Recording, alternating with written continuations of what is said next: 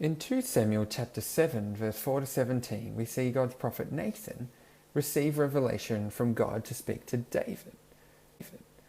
David is now king over all of Israel, and he is seeking to build a great house for the Lord to dwell in.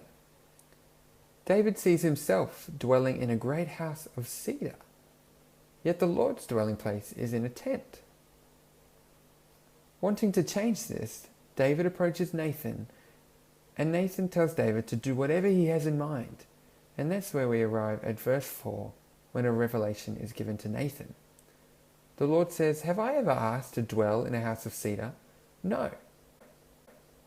My dwelling place has always been in this tent.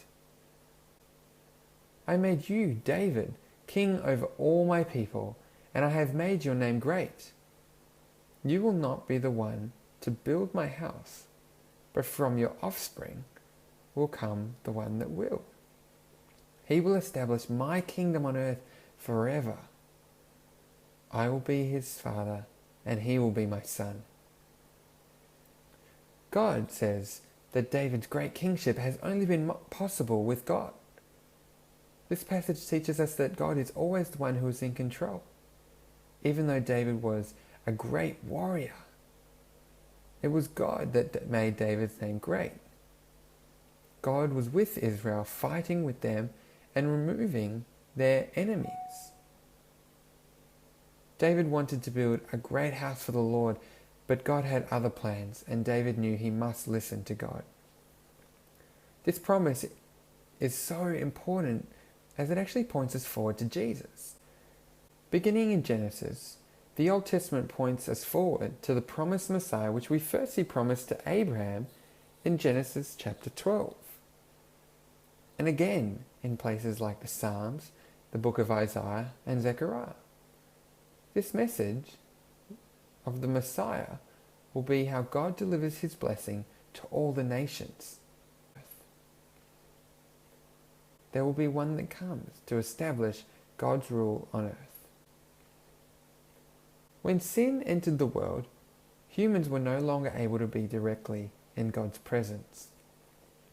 The temple would be the place where God would dwell with his people. Solomon, David's son, would build a great temple for God to dwell in, but it was still only temporary. There would come a time where God would send his own son, a descendant of Abraham, from the line of King David. And his name is Jesus.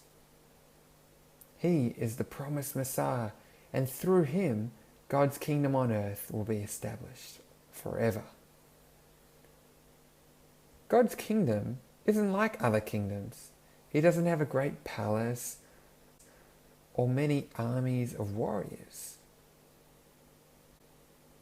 God's kingdom means that he is in power over everything. Through Jesus, God's Son, God's people Israel can come and be made right with God. And not only them, but all people, including you and me. Through Jesus, God showed he had power over sin and even death. So 2 things to remember. The first thing is that God is in control over everything. He is king and has ultimate power even over sin and death.